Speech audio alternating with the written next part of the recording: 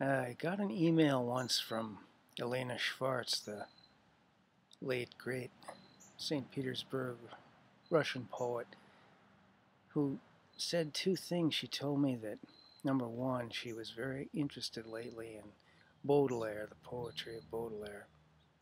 And number two, she was thinking about him in terms of the idea that scandal is the motor of history, of change in history in the world.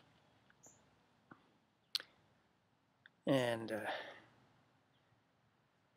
I was reminded tonight of something she actually told me once in Hoboken, New Jersey, that she identified with Pythia, the priestess of Apollo, and his tripod. Now, Pythia was involved with oracles and mysterious gnomic statements as a priestess of Apollo.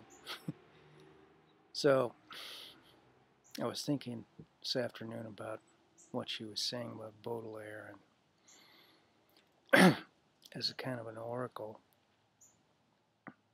And well, I thought about the idea that Baudelaire, the scandalous poet, one of the scandalous poets, was kind of a motor of modern poetry, sort of a model and a motor and engine for what happened after him.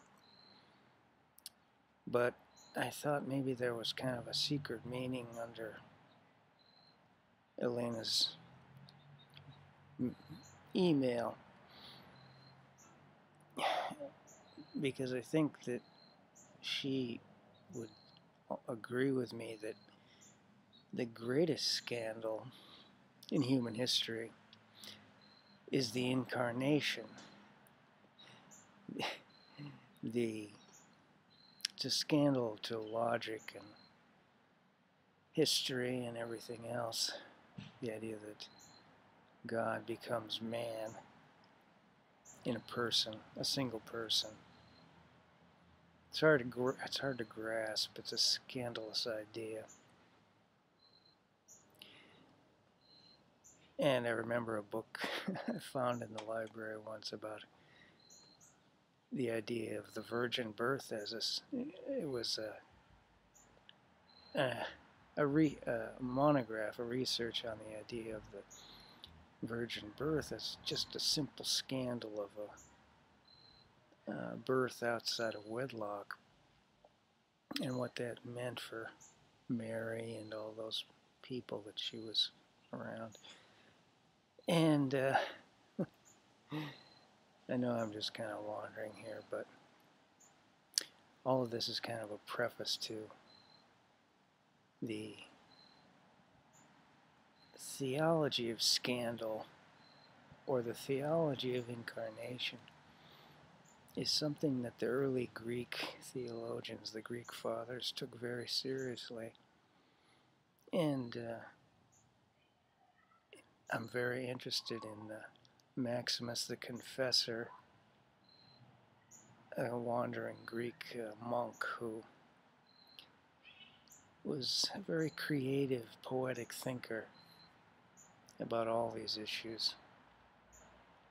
He tried to understand the logic of incarnation in a kind of Aristotelian Platonic way, as involving the whole cosmos and synthesis of many in one, and body and soul, and individual and species, and all that stuff. And he's a wonderful thinker along those lines. And he turns up, this Maximus, in some of the poems I write quite a bit, and he's turns up in this section of the Equalizer, section of Lanthanum, that is coming out in the Equalizer, this online magazine, sometime toward the end of this month.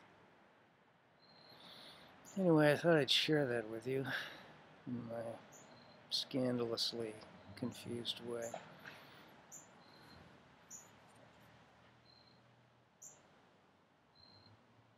Hear the crickets?